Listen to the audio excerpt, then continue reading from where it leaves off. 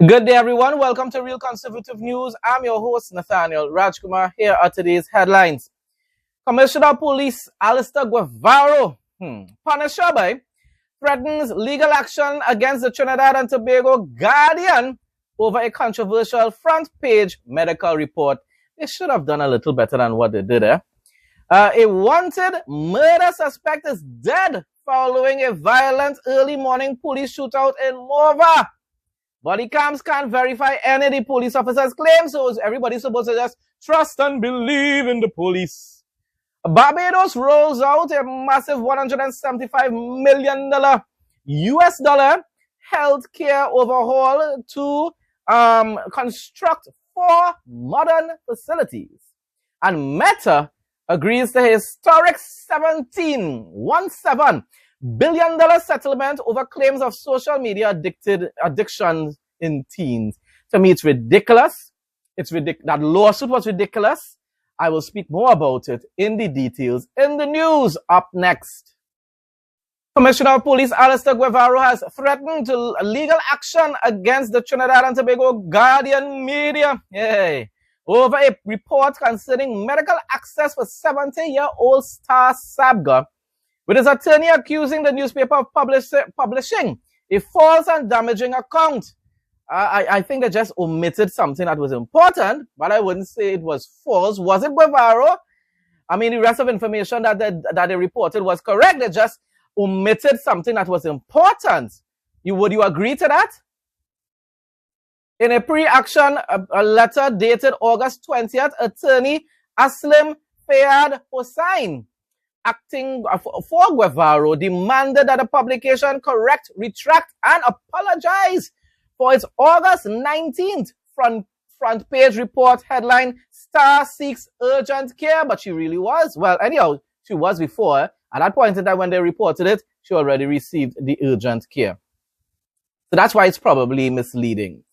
The letter alleges the article wrongly conveyed that the commissioner personally refused or delayed treatment for Sabga, who was suffering from chest pains and weight loss. But isn't he the one to approve it?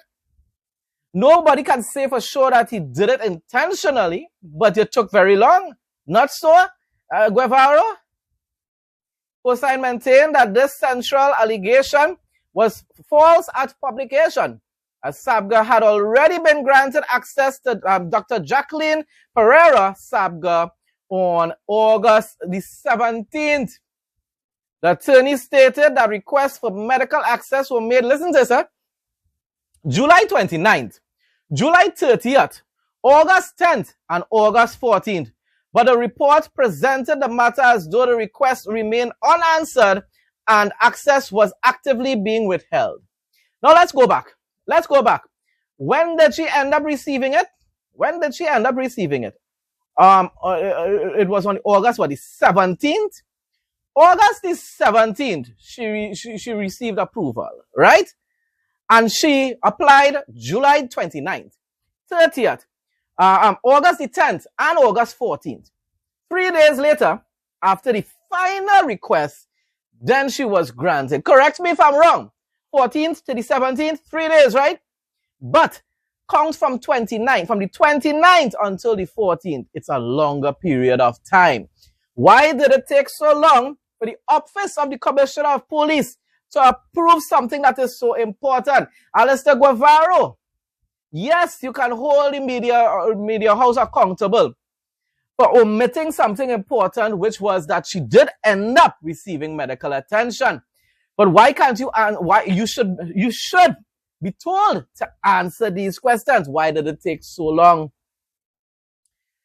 The legal letter also challenged commentary suggesting a refusal amounting to a possible human rights violation, arguing that the report portrayed Guevarro as having deliberately obstructed urgent medical attention and improperly exercised the powers of his office. Now, when I read it, I didn't really see anything implying that, but maybe I overlooked it. And if that's true, then they were wrong to be making those direct allegations against him, right? What I will ask, just as I'm asking now, is why did it take so long? And Guevarro is somebody that does not usually show much compassion for people. I've said it in general. I can't say in this case that he deliberately ignored the pleas of this woman. We definitely know that it is wrong for this to have taken so long to be approved. Both sides said these implications attacked the commissioner's integrity, judgment, humanity, and fitness to serve as commissioner of police. Well, I don't know about this particular case, but I know he's a waste of time. Police commissioner in general, incompetent, and just parroting the same type of narratives that was pushed by his predecessors. Waste of taxpayers' dollars. Citing the 2014 Court of Appeal ruling in Trinidad Express Newspapers Limited and ORS v. Conrad Aliong, the attorney highlighted that public interest journalism requires responsibility, fairness, and reasonable verification. As I said, I do agree, they faltered. They should have reported that she did end up receiving the care that she needed and the approval for that care. The legal team is demanding an interim correction within 48 hours, a full retraction and apology within 7 days, removal of the related online metadata. So you watch out, but all that had to delete it from all over people's shit. I mean, once you delete it from the main page, it will delete everywhere else. And damages, giving the newspaper 28 days to provide a substantive response before legal proceedings commence. My response was very simple, although I already gave a lot of it here. Guevarro should give an explanation as to why there was such a long delay before granting Star Sabga's request. I can't say, no one can say if it was intentional. But what was the reason for this delay? This is what you should answer. This is the question you need to answer to the public. You need to let us know why, Guevarro. You work for us. We, the people of Trinidad and Tobago, are the government. Not Kamala and them. They work for us as well. The media definitely made a significant error by failing to inform the public that it was no longer an ongoing issue, as I said before. But the fact remains that the elderly woman should have been able to receive medical attention long before August the 17th. And once again, the question is, why didn't she? Why? A police-involved shooting in Mova early Tuesday morning left one suspect dead and led to the seizure of a high-powered rifle, live ammunition, and various illegal items. Now, if it's true, then that's wonderful news. But zero body camera footage to verify the claims of the police officers. So we don't know if this man was really armed. We don't know if all this ammunition and fire and that firearm belongs to him. We don't know if he actually aimed at the police officers because there's no evidence to prove, verify the claims of those officers. The exercise targeted Kibidi Perpignac, also known as Rhino, who was wanted under an outstanding preventive detention order and considered a person of interest in several recent murders across the Mova and Besson Street districts. Upon arrival, officers announced their presence, but Perpignac confronted them while holding a weapon. And this is the part that is very hard to believe most of the times. You're all alone. You see a van load of police officers approaching you, and you're going to play hero to fire at them? It's just not something that is believable. But if there's video camera footage to verify the claims of these officers, and we really see that this person is playing hero and aiming a gun at the officers, well then fine. Empty a clip. Nothing is wrong with that, people. All I want to know, and all we want to know as citizens of this country, is that the police officers are in fact firing at an individual who's aiming a gun or firing at them. That's all. When he refused commands to drop the firearm and engage the lawman, officers returned fire in accordance with police protocol. And that sounds like a Joshua Samaru case, boy. Yeah.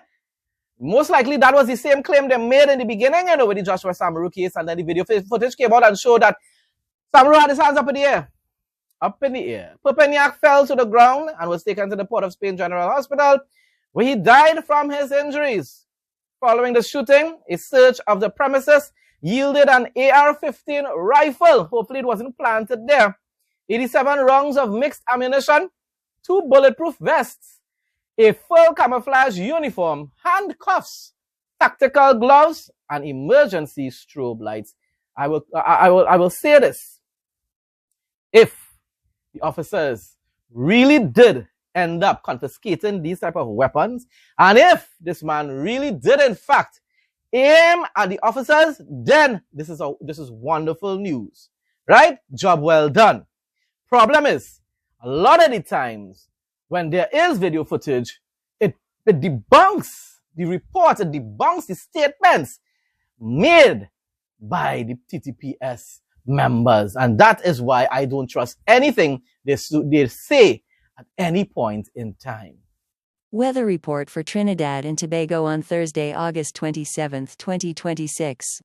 On Thursday, August 27, 2026, Trinidad and Tobago will experience variably cloudy conditions with scattered showers and isolated thunderstorms. The day will start out mostly calm and partly cloudy, but atmospheric instability will bring a 35% to 45% chance of afternoon thunderstorms.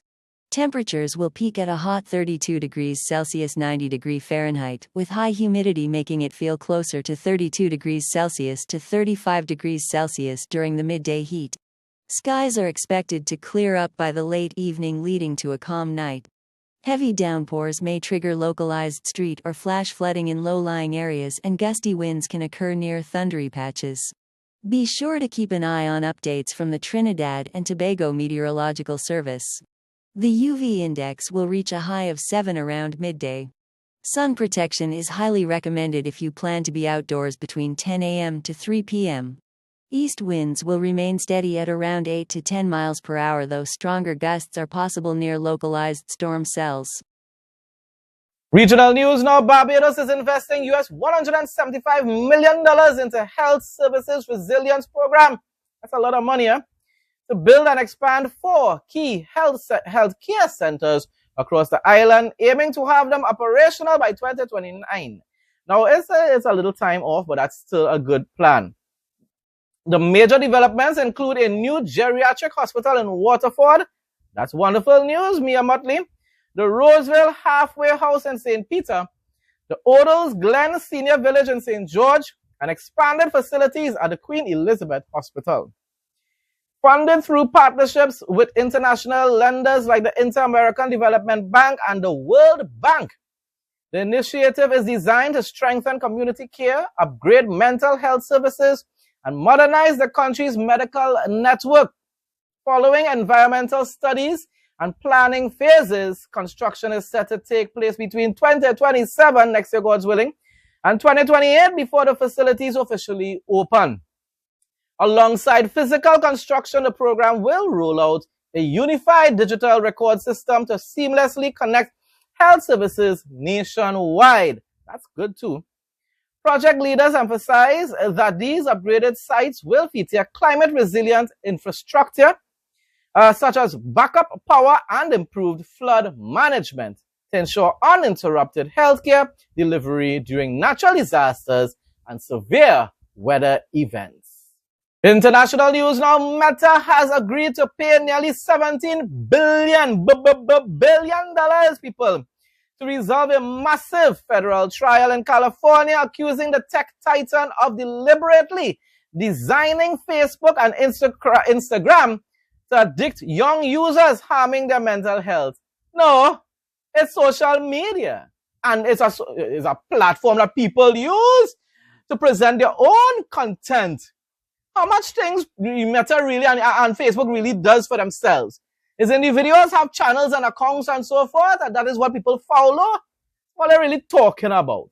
The landmark agreement abruptly cut short a trial that began earlier this month in Oakland, saving top executives like CEO Mark Zuckerberg from having to take the stand. Dozens of U.S. states brought the suit, alleging that Meta knowingly created features that foster teen addiction, concealed internal research showing these dangers, and unlawfully collected children's data without parental permission. Now, I could agree with the unlawfully collecting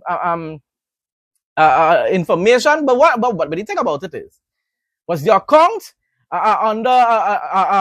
was it made by a child, or was it really made by an adult and being controlled by a child? Those are some of the questions that should be answered. But besides that, I mean, a lot of the features is just everyone uses those features. Even adults enjoy and benefit from those features. How it is you're going to be able, what you're going to do, find a way to be able to detect the age of each individual on their device or what's on their account and restrict those features. Okay, maybe, just maybe. But once again, in my opinion, that is placing responsibility on a platform to supervise your child and control your child's activities online instead of you doing your job as a parent. While Meta denied any wrongdoing, which I agree with, I don't see the issue. In the settlement, the resolution marks one of the largest consumer protection payouts in modern history. They just want to end it, the whole drama. That's what they want to do. Beyond the hefty financial payout, the historic deal forces Meta to implement major safety overhauls across its platform to protect young users. Now, once it doesn't end up affecting the adult users like myself, then fine, go ahead. But there was no need for a lawsuit for that. Because at the end of the day, if you're good parents, there are a lot of parents outside there whose children cannot be using social media all the time, and therefore, no matter whatever little flaws in these platforms, it wasn't affecting their kids because they have good parents. You understand that? Boy, you need to sue yourself. That's what you all need to do. Sue yourselves. The company must introduce stricter parental controls. What more parental controls you want? Enforce mandatory daily usage caps. My lord, pause push notifications during school hours and turn off feature counters like likes and that drive harmful social comparison. So wait, so once you're underage, nobody will be able to like your content anymore? Wow. Instead of just as parents ensuring that your children just don't use these devices as often as they do. You know how complicated, you know the kind of errors could end up being made online because of this. You know, algorithms end up making a lot of errors and having a lot of glitches. But all these new updates, a lot of the times, Facebook could end up targeting the wrong people. Adults like myself with my account could end up being targeted as well. All of a sudden, I'm not getting notifications. All of a sudden, people can't like my content.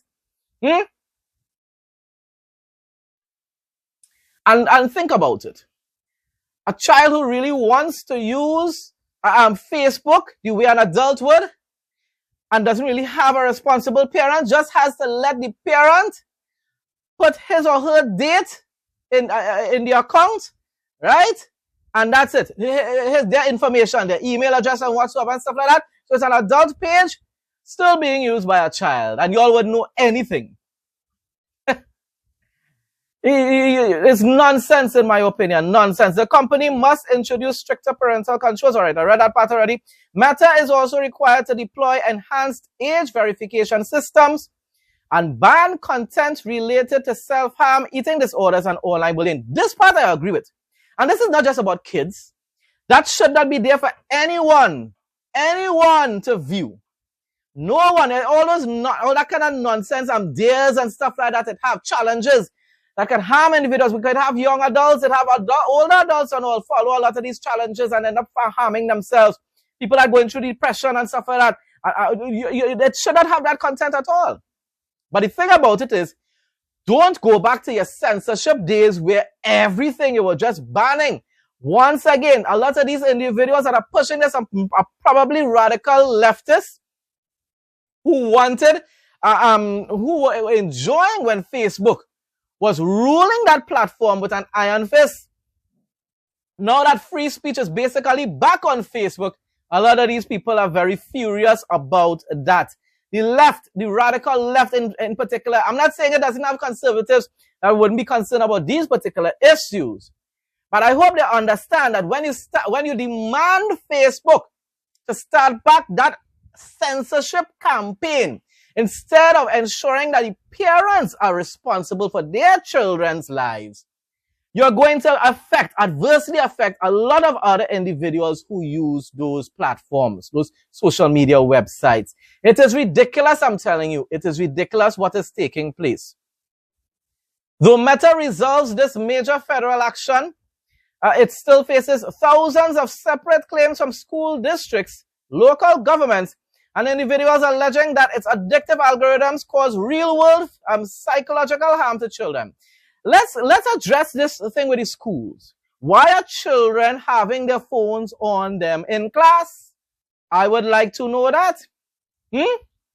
As you reach in school, that phone should remain in your bag, should remain in your locker, should be on silent. So all that push notification stuff and all kind of utter nonsense.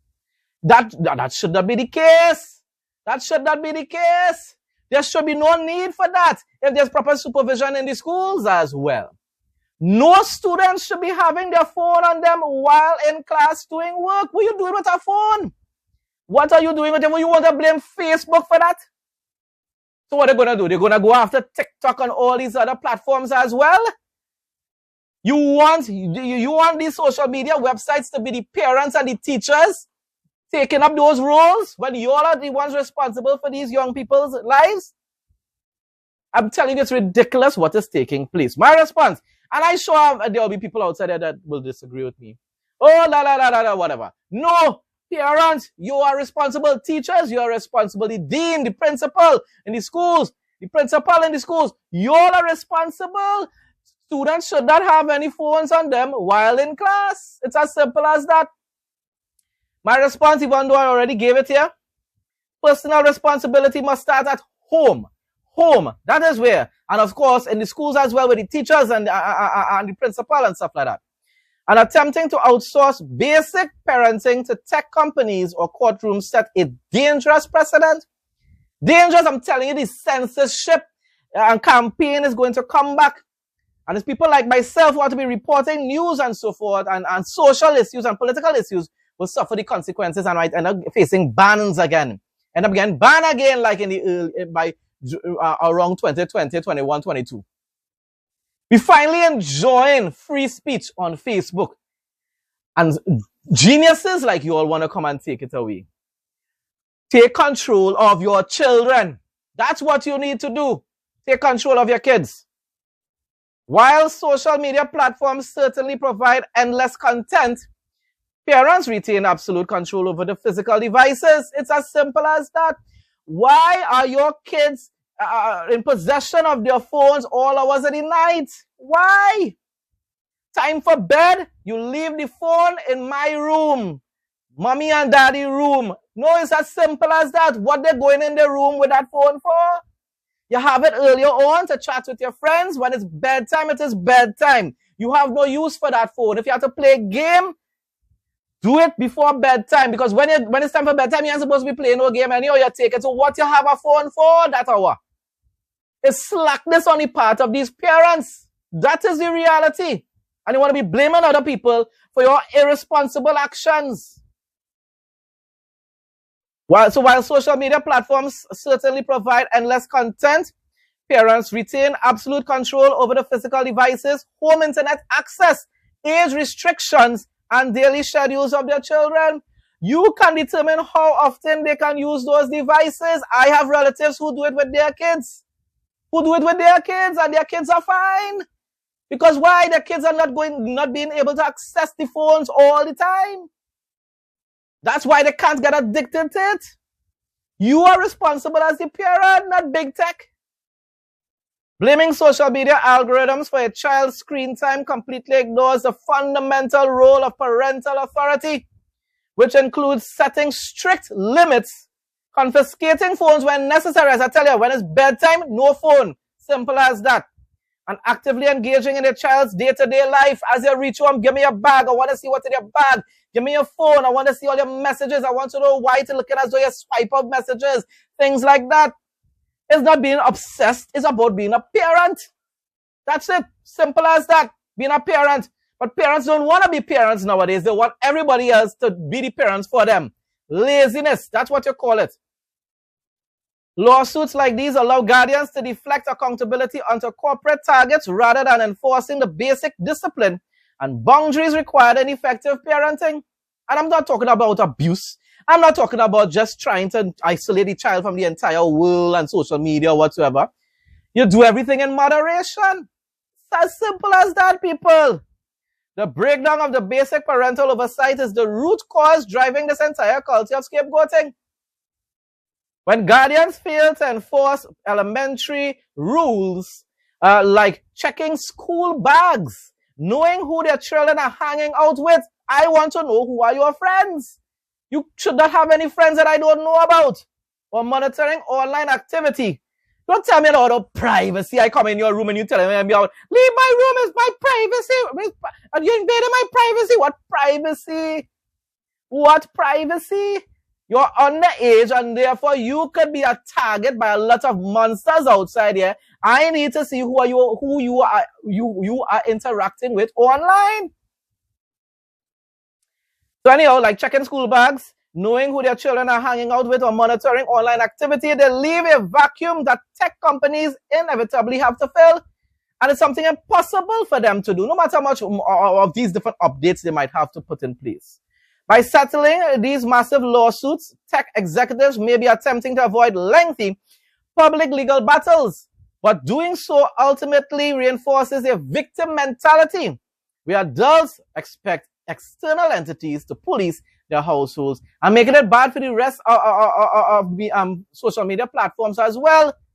All these social media platforms will end up getting sued as well. No, you shouldn't have done that, Zuckerberg and crew. It is nonsense. Jesus healed Peter's feverish mother-in-law, then restored many sick and demon-possessed people with a word, fulfilling Isaiah's prophecy. He took up our infirmities. Folks, that brings us to the end of today's news report. Thanks again to everyone who continues to support my content. Please like, comment, share, and subscribe. Stay blessed and stay safe most of all. In Jesus' name.